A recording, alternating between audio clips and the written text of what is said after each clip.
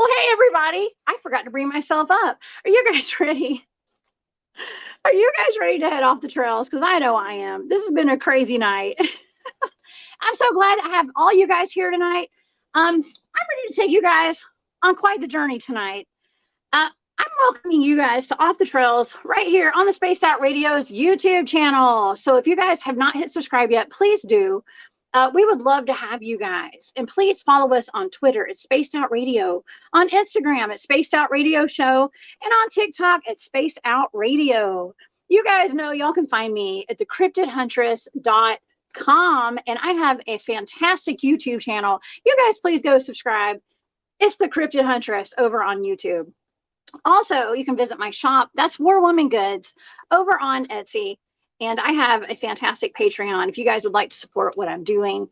I do have some pretty kick-ass shows on my YouTube channel every Wednesday at 1 p.m. Eastern and Thursday at 8 p.m. Eastern. You can find me there live. Okay. All right. I have a great guest here tonight. I have Wayne Totherow here in the studio tonight. Don't forget that right after this show, After Hours has a fantastic show set up for you guys tonight. Okay, so I'm sorry, y'all. I had to switch over to my computer for my phone right before the show tonight because my computer went haywire. I was on a podcast right before this show, and it kind of threw things off a little bit. I'm not going to schedule any more podcasts before my show anymore, y'all. I'm sorry. But anyways, let's get to our guest tonight. Okay, shall we? All right. Okay. Wayne Totherow is the host of the Paranormal Odyssey Podcast, as well as the founder and president of Mannimal Research, a small Sasquatch research organization based out of Southeast Tennessee. Mannimal was formed in 2019, and Wayne has led many field investigations in the years since starting the group and has uncovered some interesting evidence along the way. Also, Wayne was approached in 2022 to take over the hosting duties of the Paranormal Odyssey podcast after hosting his own YouTube channel on the subject of Bigfoot since 2020. He's well respected in the community and clearly displays a passion for the subject. And I'm going to get my act together here, y'all. And please help me welcome to the show tonight my buddy Wayne. What's up, Wayne? Hey, Jessica, how you doing? Yeah. I think I'm doing a little better than you have been tonight. Yes. You know what? I just did a podcast like right before the show, and it completely, I think it like overheated my computer or something. I'm not sure what happened. So yeah, I feel like I'm juggling a bunch of plates right now. That's what I'm doing. But it's so good to have you here. Thank you so very much. You're handling it well. Very well. My God. Thank you. Thank you. I'm just a big old hot mess. I'm just glad that I made it on air tonight. That's all I'm worried about. And so it doesn't matter if I'm sweating bullets. It's okay. We're going to get through this because we're having a good time. We always have a good time here at Spaced Out Radio, actually.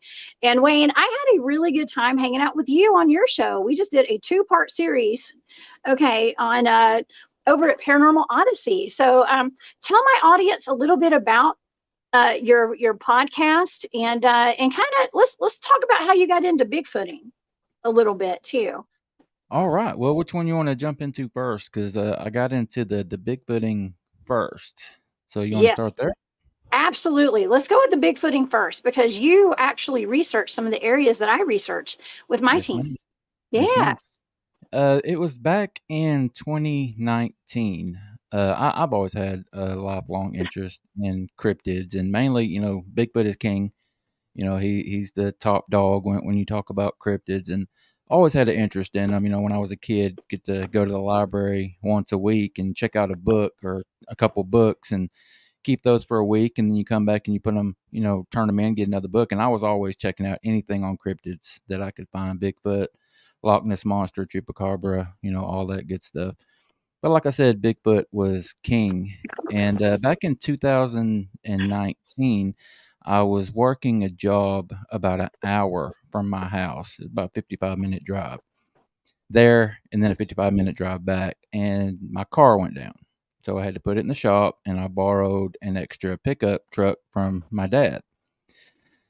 So I'm driving this truck, his truck, back and forth to work, and the second day I have his truck, the radio goes out. I'm like, what the hell? For 2 hours a day driving with nothing to listen to. That's when I discovered podcasts. So started listening to a cryptid podcast, and I loved it. I was hooked. But I kept finding myself wishing that everyone would shut up about everything else and just get back to Bigfoot because that's all I was really interested in. And I thought there's no way there's going to be an entire podcast dedicated strictly to Bigfoot. And lo and behold, I found one, Sasquatch Chronicles. That's where I think everybody gets their start in the Bigfoot, podcasting realm. So I found it and I started listening to it, binging the hell out of it every chance I got. And I found out people were actually going out into the woods and looking for this thing. And I had always thought they were out west, Oregon, Washington, California. And I started listening, and one particular episode, this gentleman talked about having an encounter. He lives in a small town about 45 minutes north of Chattanooga, Tennessee. I'm like, I live 45 minutes north of Chattanooga, Tennessee. And then lo and Wow. behold, he was talking about my town. And he was talking about a place, a recreation area that I go to. And he had an encounter in there. I'm like, what in the hell? Wow. So I started looking into it, to getting out in the woods and doing this stuff on my own. And I found out a lot of people were doing it. I looked into joining other groups, like I'm not going to mention them, but y'all know. I looked And I into know. yeah, into looked into joining other groups, and I just saw so much negativity, Jessica. I mean, it's like everyone puts everyone down. If you don't Yes. believe a certain way, the same way that another person does, you're wrong, or you're a liar, or you're a hoaxer. And I just didn't want any of that. I didn't want anything to do with it. So, Manimal Research was born. I started getting out in the woods, and to be honest, I put an ad on Craigslist to meet people that were interested in it, and I was blown away at the response that I got. So many people were interested in this subject, and I Really? met some really, really cool people. Yeah, yeah. Wow. That's how I got my start into Bigfooting. That's amazing. You know what? Mine actually was like opposite of that because I started doing Bigfoot research before I even knew there were podcasts about Bigfoot and things like that. I mean, I didn't really listen to podcasts back then because I started doing this back in 2011. So it's been a while, and that was before anybody had like a Bigfoot sticker on the back of their car. Like Yeah. Bigfoot wasn't like real popular like it is today, and that's why I didn't go public for so long. I waited 10 years to even go public at all about my research and the stuff that we've been doing, and so yeah. What year was that when you first started doing your Bigfoot research? 2019. 2019. Yeah. Yeah, Well, it was and getting a I've little more popular by then, I think, because they yeah, had like Finding Bigfoot on TV and shows like that. yeah, and eh, since I've been doing this, I wish I would have gotten started around the time you did, or even before, because I mean, there's no telling what I could have seen if I would have dedicated more time to, or any time to it at all back then. And I had it 20 years or so that I've been looking into this. Yeah. There's no telling what I could have seen by now, Exactly. Well, I bet you've seen a lot of cool stuff though, and so you're not out there just looking for Bigfoot, right? I mean, you kind of cover all the paranormal subjects, or is it mostly just Bigfoot? As far as my research and getting out in the field, it's only Bigfoot. Yeah. The show that I host, Paranormal Odyssey, I talk to people that do everything. I talk to paranormal investigators, ghost hunters, several psychic mediums. I've talked to alien people, I'm sorry, people interested in UFOs, aliens, and stuff like that. Just anything weird, I talk about over there on Paranormal Odyssey. Yeah. It's like a mixed bag of everything. I love that. And what do you think about the paranormal, like everything being connected? Do you believe there's a connection between Bigfoot and Dogman, UFOs, like ghost, all that kind of stuff? Is there some kind of weird connection there? You know what, Jessica? When I first started this, you could not convince me that Bigfoot was anything other than a biological creature, flesh and blood, just a Yeah. North American primate that we haven't caught up with yet. That's all it was to me. And anybody talking about seeing them get out of a UFO, or cloaking or disappearing in the woods, I mean, I didn't want to hear any of that. I mean, I respected your opinion and everything, but I didn't believe it. I didn't want anything to do with it. But since I've been talking to people, since 2019 and really 2020 when I started my show on YouTube, I mean, I've really come full circle, I believe. I mean, these people Oh, are yeah. seeing something. They're legit. I mean, there are some respected, just well-versed people that are seeing things, and it's becoming more accepted. And these people are seeing, I mean, you listen to them and they're afraid, of what they saw. It really messed with them. So they saw something. So I've come full circle. I really believe that there's so much more to this topic than I don't know. So to answer your question, that was really a long-winded answer, but yeah, I think that it's very possible that they all could be connected. Yeah, Yeah. Okay. So can you understand why I didn't go public for 10 years? I guess absolutely. because when I did go public, I'm not going to lie. The first public appearance I made was kind of unannounced. Nobody knew who I was. But then my name started getting out there a little bit, and I started getting smear campaigns, from like Bigfoot hoaxer groups and stuff. Like, oh, this girl, she's crazy. She's into the woo, and all that kind Yeah, of stuff. Because I knew it might have been an issue, but I didn't know that there are people that are so dead set on Bigfoot not being any kind of paranormal supernatural being. So I took some bullets. I'm not gonna lie, I did. And so shout yeah, out to all my boots on the ground field researchers out there that are putting the information out there, though. And for even having an open mind, Wayne, right? I mean, how important is it to have an open mind about all this? I think if you don't have an open mind, you should stay at home and definitely keep your mouth shut. 100%. I mean, you should just shut up. If you're not willing to hear other people out and just consider what they say they've seen, then you're doing a disjustice to the field, I believe. We're not going, I say it so many times on my show. Shows like yours and like mine are the best research that we have Thank because you. we Right. can get out, you get out, your boots on the ground, I'm boots on the ground. We can get out and do all that, stuff, all that research all the time, all day long. And 9 times out of 10, we're not going to come across anything. Anybody that says they find something every time they go out, they're lying. Right. It's just not possible. That's But right. when you and I interview these people that have seen something, that is the best way that we have. That's the best tool that we have to learn about these things. Until we have one in captivity or we have a body or however you feel about that, nobody's got one tied up in their basement. Nobody. There's no other way to study these things other than getting out in the field, doing what we do, which is limited, Right. or listening to people that have witnessed them. Eyewitness encounters are the best tool that we have right now, in my opinion. That's right. And love them or leave them. There's certain Bigfoot field research groups. There's one in particular, actually, BFRO, that my I don't necessarily. I've never been a part of that group before. I think they're a great organization, but I know that from interviewing people and having some of the guys on my team being a part of that, they're not real big on adding like UFOs to their field reports and things like that. But it's a great place to start off if you're wanting to get into Bigfoot field research, right? But Yes. they have great reports. Like they do take reports. I think that's so important for the research is knowing where those reports are and like getting an idea of like where these and you can access all those reports online on their website. Okay. That's And so amazing. Yes. it's so important, right? Yeah. I mean, you can think whatever you want about the BFRO. We all have our opinions about them. They won't accept anything. I get woo, I guess. I mean, I don't even know how I feel about that term, woo, but they won't accept anything like that.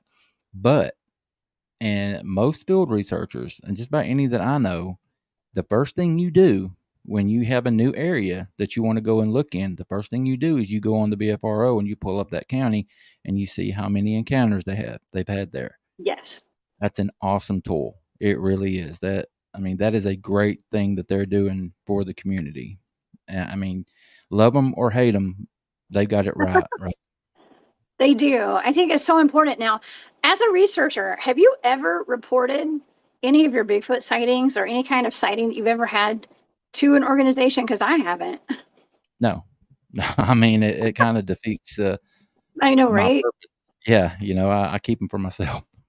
I know, I do too. And so, like, I'm always telling people it's important to make those reports. But see, I keep it with my team, I guess. So, um, I don't know. There's a double standard when it comes to field researchers, I guess, right? Um, Yeah, maybe we shouldn't be that way, but I know, right? Well, it's yeah, the I same never with thought about that. UFOs. Yeah, I mean, even with UFOs, like with MUFON, right? I've seen Mhm. many UFOs in my lifetime, some up Really? close, and I have never reported a single one of those to MUFON or anybody, but my team Now, knows. Jessica, have you ever seen orbs? Did we talk about that when you were on with me? Yes. Oh my gosh. Yes, I have seen many orbs, and I've seen different types of orbs. Now, what about you, Wayne? Have you seen orbs?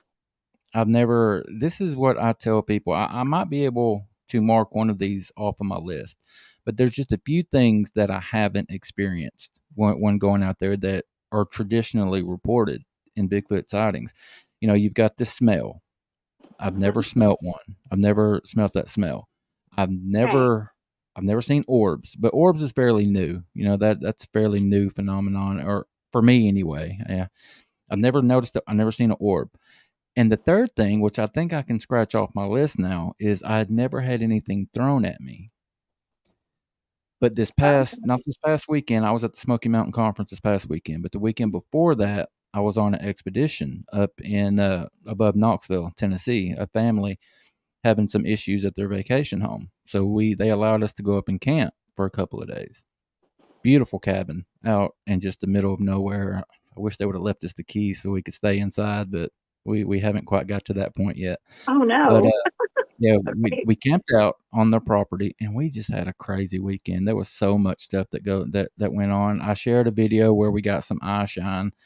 Not saying it was Bigfoot eye shine, but there was something that was looking at us. But getting back to the rock throwing, these Okay. people, like I said, they had a cabin, and like most cabins, they had a tin roof. If an acorn or something falls on a roof, that makes a very distinct sound. If something hits the side of a house or a garage or just a board, that makes a completely different sound. Well, Phew. Right. it was about 1 or 2 o'clock in the afternoon. We were just sitting around, just BSing, talking, and a rock hit the side of the house with some velocity. I mean, it was moving and it hit the side of the house. I bring up the tin roof thing because it wasn't anything falling. Because that made a completely different sound. I got up and I threw some rocks up on the roof just so we could hear the difference, and it was something got thrown against the house. I'm very confident in saying, but it only happened the one time.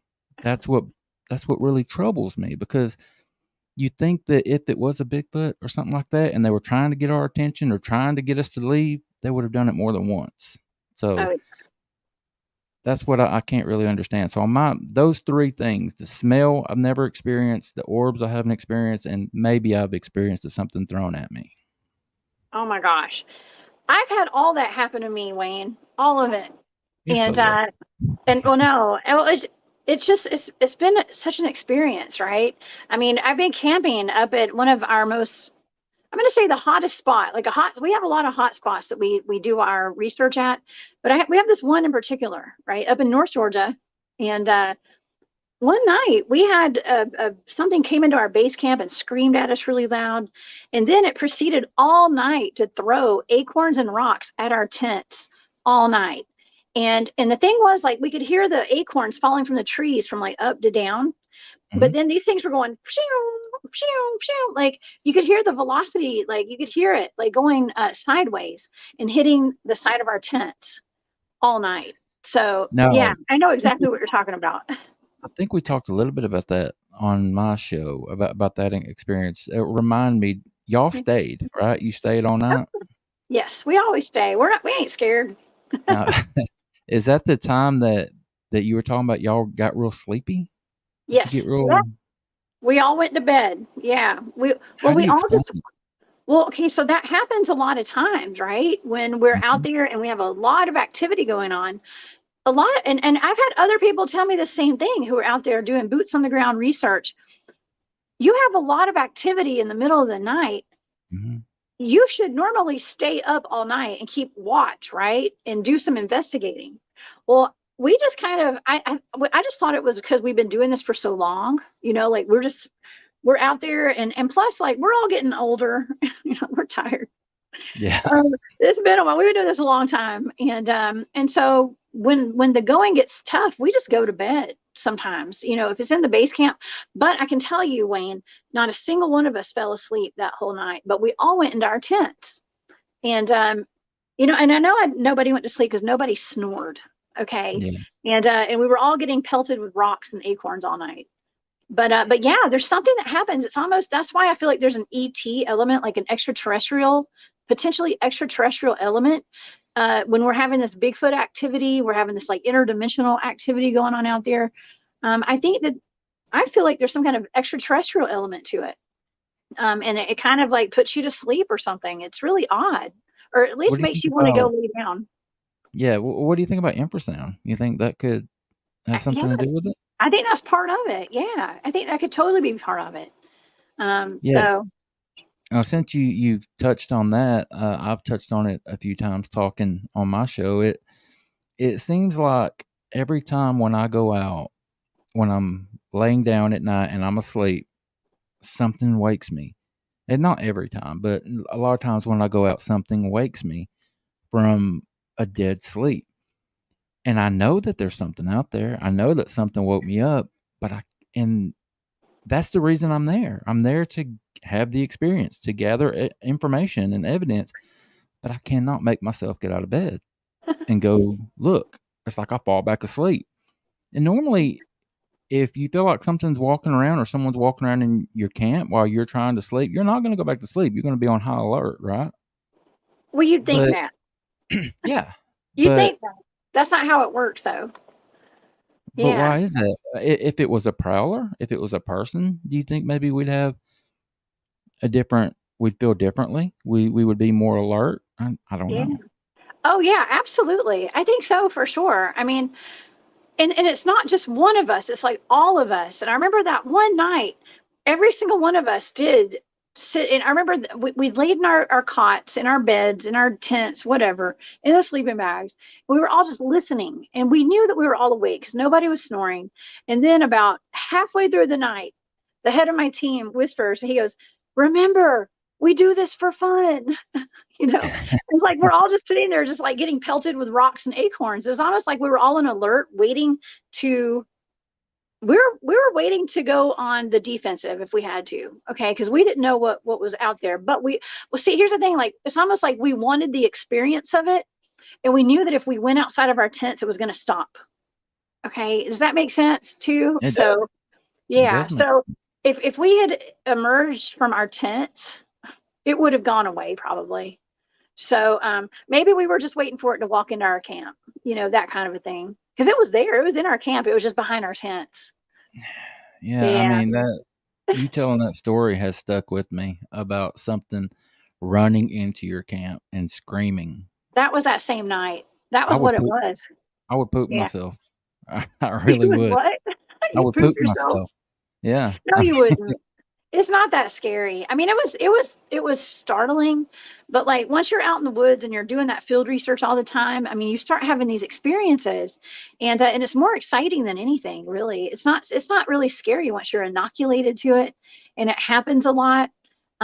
It becomes more. It's just an adventure, okay, but it's also an adventure that keeps you tired the next day, and you'll have like circles under your eyes and stuff because you didn't sleep all night. But that's why we're out there, and I'm out there to get the experience, just like you are. I Yeah. want to see for myself what's really out there. Yeah. Now I've had one, what I believe to be one sighting, and I got a thermal picture of it. I didn't think I should have sent it to you so that we could share it. I've shared it everywhere. Yeah. If anybody's familiar with my show, they've seen it. But I'll send it to you when we get done. You can put it up. Oh my But God, please. Yes. it happened on Pigeon Mountain. You and I talked about Pigeon Mountain. It's in Lafayette, Georgia, in North Georgia. Yeah. And what got me thinking about this was talking about the being tired and not being able to get up and all that stuff. What led us to go back to that same spot was a couple of weeks prior. This was in January of 2021, I believe. January of 2021, me and the vice president of my research organization, Mannimal Research, Mr. Derek Walls, I call him Walls. We were up there on Pigeon Mountain. It was our first time ever being there. We went up, and neither of us are hunters. We didn't realize that it was the last weekend of deer season in North Georgia. So whenever the last weekend of deer season was, that's when we were there. So it was in January. Cold as hell, just bitterly cold. So we get there. I check in. This is off subject, but I'll share it. Okay. I check in with the ranger when we first get there, and I go in. I meet this young man. He's in his early to mid 20s, very polite, personable. Yes, sir. No, sir. Shook my hand. Great kid, just a really good kid. So I felt comfortable. He put me at ease. I felt comfortable saying, well, we're up here going to be looking into Bigfoot reports. There have been reports on this mountain. Have you heard anything or seen anything? Jessica, I swear to God, he looks me in the eye and he tells me, Bigfoot, no. But we've had several reports of gnomes. Gnomes? Gnomes. The little people, huh? The little people, yeah. No way. I've been hearing reports of those more often myself. Really? Yeah, Wow. absolutely. The little people. In your area? No, not in Georgia. No. North Carolina. My friend David Pardue actually has a video of some little people. Yeah, we consider them to probably be aliens though in that video that he has, but we're not sure. So, but yeah, up in Alaska. This was Georgia. We're gonna have to talk about this some more. This is interesting. Yeah, it was on Pigeon Mountain. It was on Pigeon Mountain. He told me that one of the people that reported seeing him was like a 20-plus year veteran, a ranger that worked there. And he told me a story, and I don't remember word for word, but he talked about they were doing some construction work there, some earthwork, had dozers and stuff, moving stuff around. And one of the workers saw one and reported it. And reported it to a ranger. And he said that the ranger made a phone call to someone. And 20 minutes later, they completely shut the site down, told everybody that they had to leave. I don't know.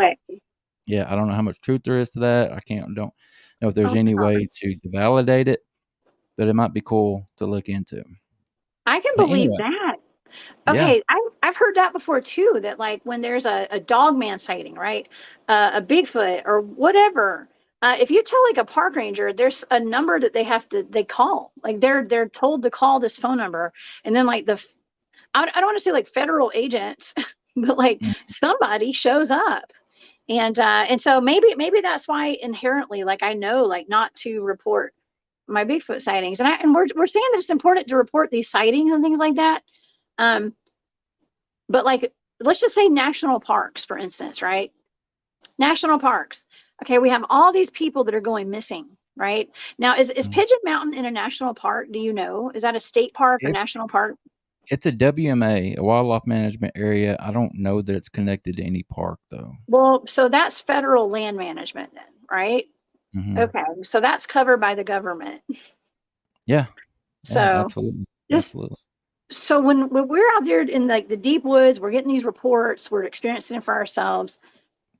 You know, maybe it's not the best idea to report them because they're getting these phone calls to come in, and they're telling the rangers to call them or whatever to come in and either eradicate them. I mean, what do you think they're doing? Eradicating them or?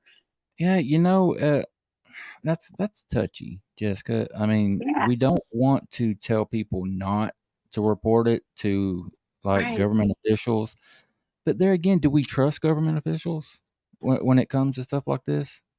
We absolutely want people to report them to organizations like ours so that we can go out and look into it. I know you guys do too. I've spent so much money on the equipment and my organization.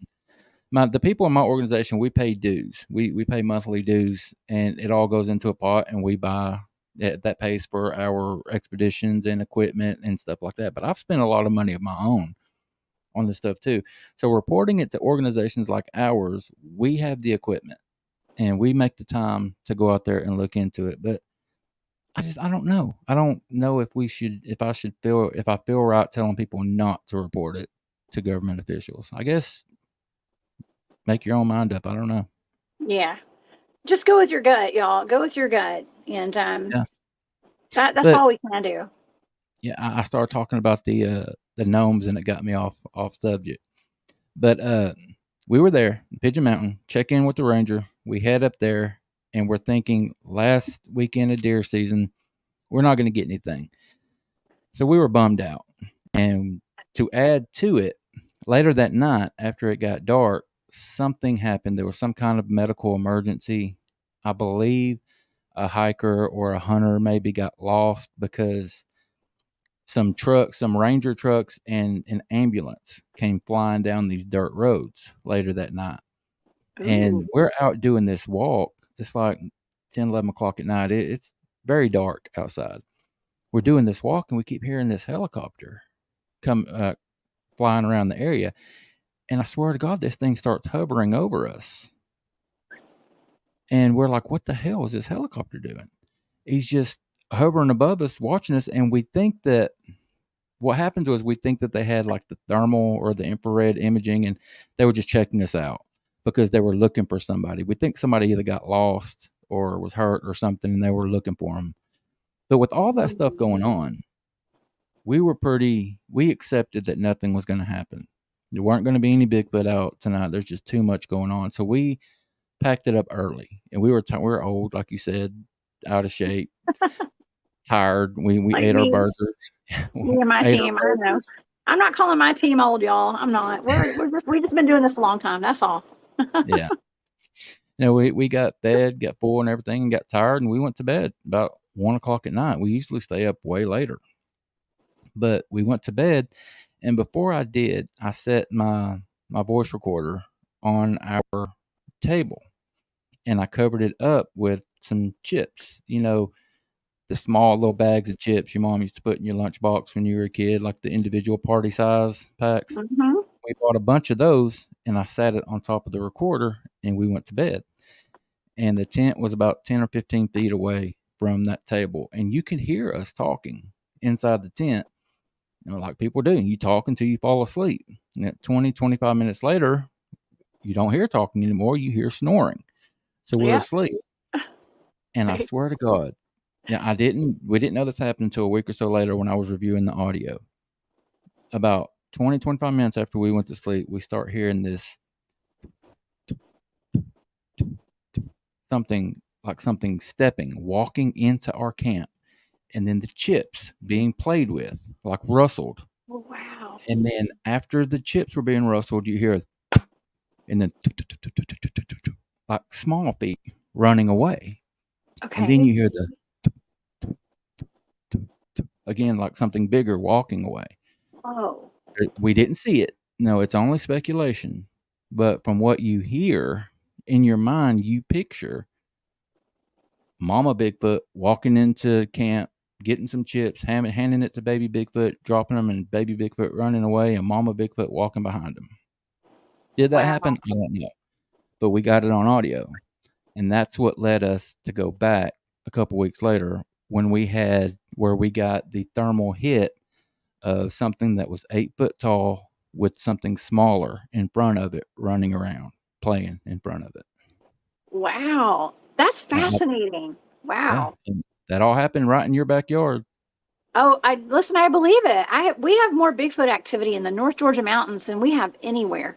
And my teams, we research all over the South. Okay. And I've even been to Tennessee, by the way. I know you're up in Tennessee. I just recently did a field investigation of a couple's home. They have 488 acres up in north, the center of Tennessee, like north up in, it's called Whitleyville. Okay. So in the middle of nowhere. With caves and all that. And they have Bigfoot activity up there. And I know there's a lot of Bigfoot activity, dogman activity. But North Georgia mountains, I got to tell you, they got the most Bigfoots. And speaking of Bigfoots, we got Bigfoot Michigan Rob in the chat. Thank you for that super sticker, Rob.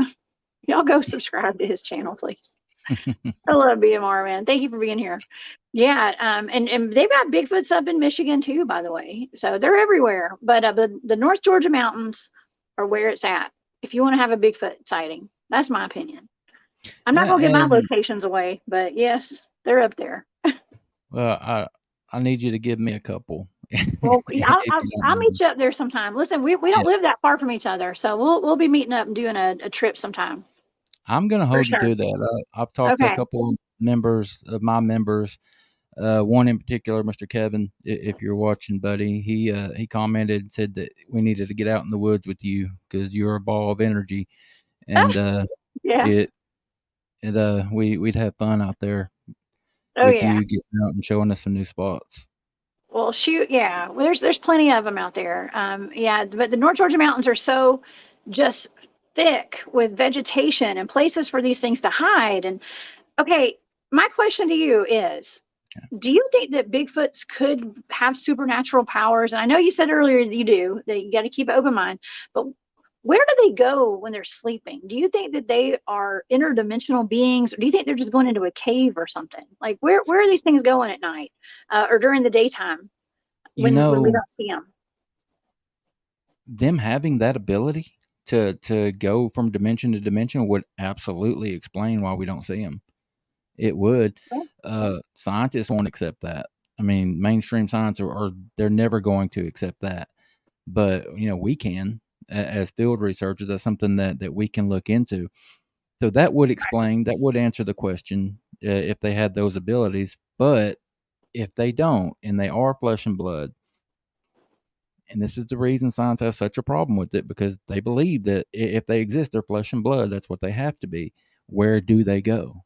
And to Yeah, answer that question, you hit it right on the head. I think they go into caves. yeah, Pigeon Mountain is full of caves. They're everywhere up there. This area down here in the south is full of caves. I mean, they're all over the place.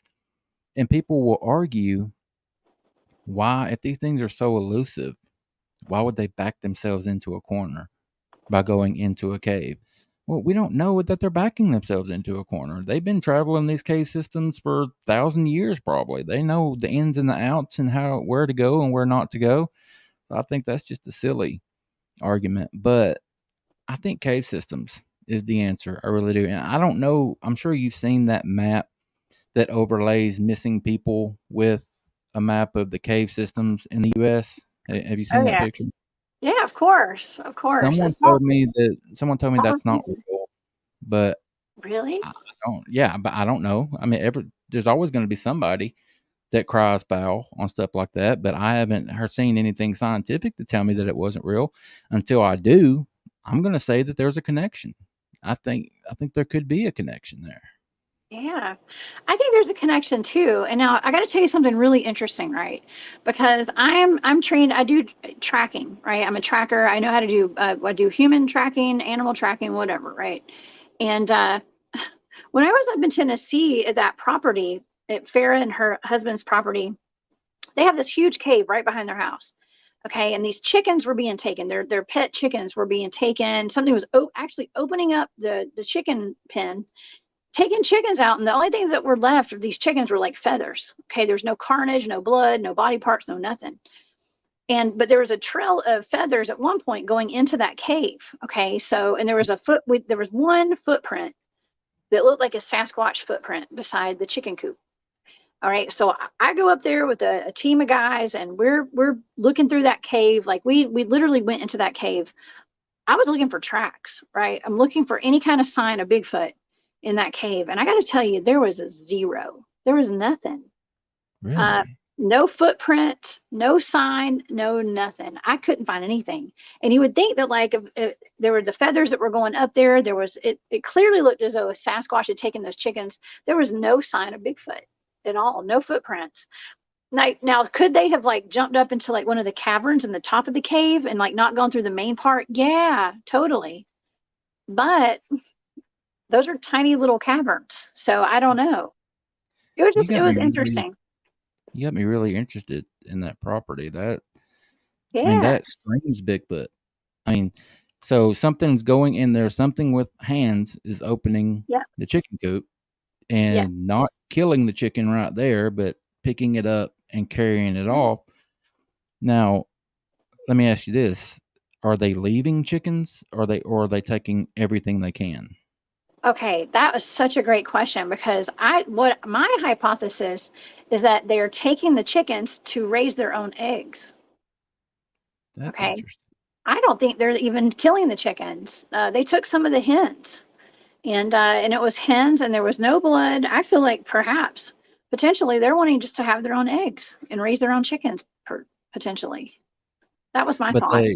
they don't take all the chickens, right? No, they only took a couple. And there was Mhm. like a stick, like a long stick stuck into the back of the pen of where the chickens were. Like it was poking at the chickens to shoo them to the front of to where the door was. So it showed some intelligence, right? Wow. Something with opposable thumbs too. That's Yeah. so I mean, when you get evidence like that, you the only thing it can be is a Sasquatch or a person, you A know? feral person, right? You've been talking Yeah, about feral people. yeah, I yeah. saw your show last night.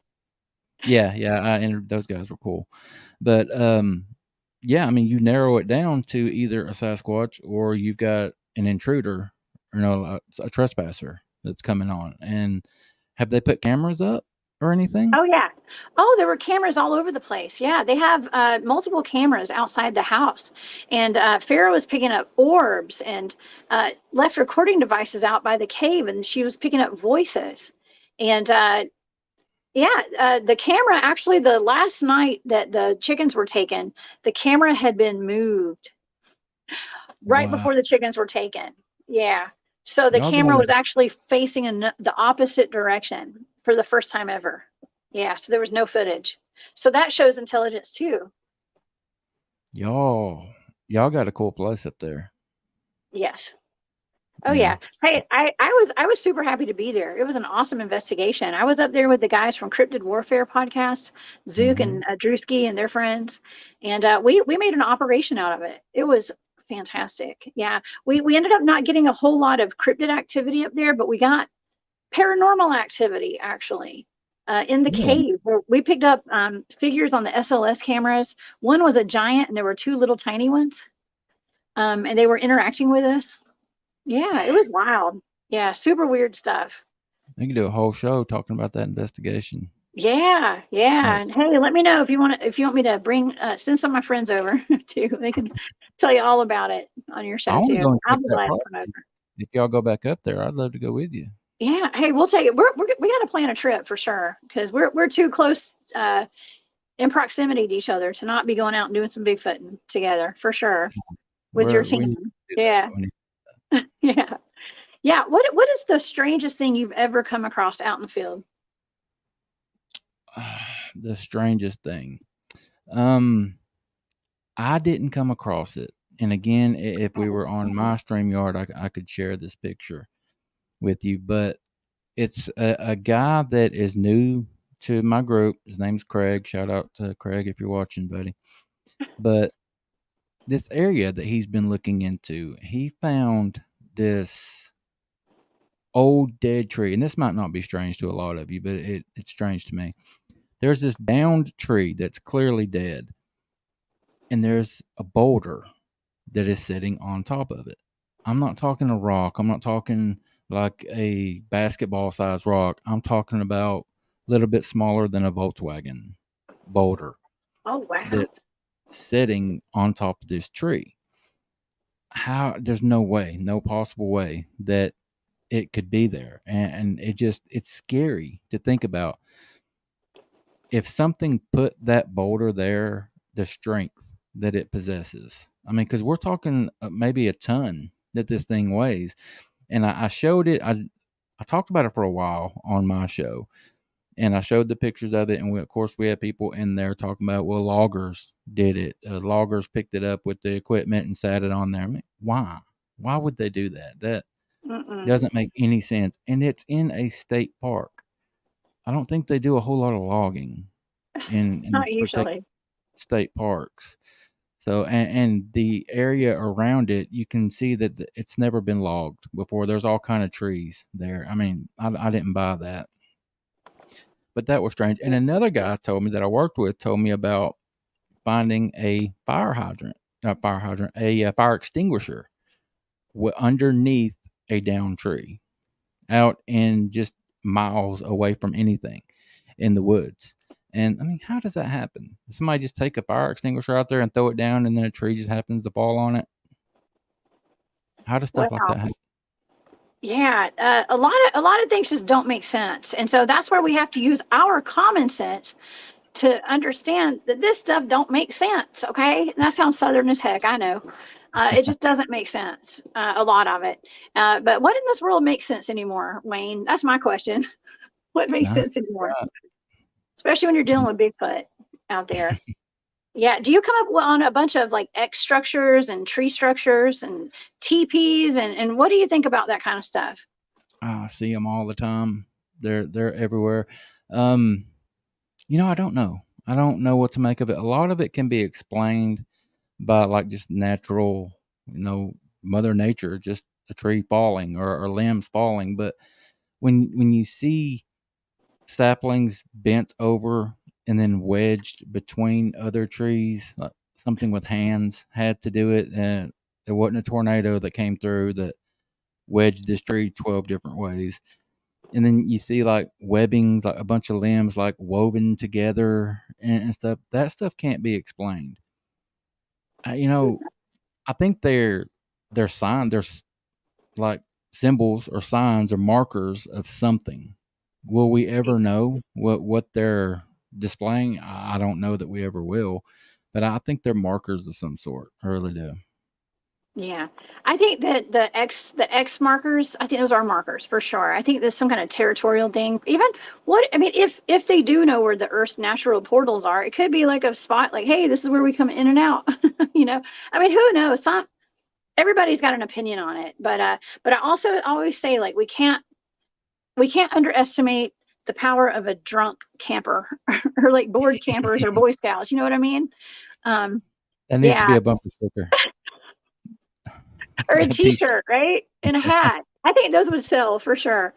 Yeah, Yeah, never underestimate the potential of a drunk camper, there you go. because a lot of times like they will go out there and well, also they'll go out there and they'll make teepees and debris huts. And I'm not saying those are drunk campers, even though my team's been out there many times where we have learned and taught each other how to make debris huts and stuff like that. So, when people send me pictures of stuff like of like debris huts and things, I don't really use that as like evidence on my shows and stuff because I know that a human probably made that. Yeah. But it's all about doing it yourself. So like that humans are capable of doing it. So you don't assume everything's a Bigfoot. I guess that's part of the research. Yeah, I mean, I think that is the most important thing that we as researchers need to do. We need to, when we see something, never assume that it's Bigfoot Yes. and do everything we can to eliminate any other possibility. And I think that's what a good researcher does. I'm sure that's what you and your team do. Take every other scenario out of play. And if what you are left with was Bigfoot, then present it as evidence. I think a lot of Yeah. us, a lot of the people out there, especially with the pictures, this pareidolia stuff, I mean, it drives me crazy. I know a lot of those pictures are legit. There is something there, but for every one that there's something there, there's probably, in my opinion, there's probably five that there's not. And I think it does a disservice to the subject if you put out a piece of evidence that you're not 100% certain. And those pictures, you cannot be 100% certain. I'm sorry. I feel like it gives us a bad name. It does Yeah. a subject that is already looked down on by so many people. When you start putting pictures like that out, the blurry pictures and the pictures of a wood line that could possibly be a head or a shoulder, that you're just hurting us. In my opinion, you need to be sure that you have something before you release it. In my opinion, Yes. Well, I just don't show the pareidolia stuff on my shows and things like that. But it's not to say that these people aren't having real experiences out there, right, though. And right. so and I love a good account of like something that happened to somebody. And a lot of times I'll get like my team, we get phone calls from people like state park rangers and stuff that are like, I'm having all this activity here, and we don't send the whole team out to go investigate. We usually send like one or two people out at the most just to go scout it to make sure that what they're saying adds up, before we actually send a whole team out there to research. And so I think that's a good rule of thumb, as they say. Yeah. Um, go So scout. how many people you got in your organization, your group, Well, Jessica?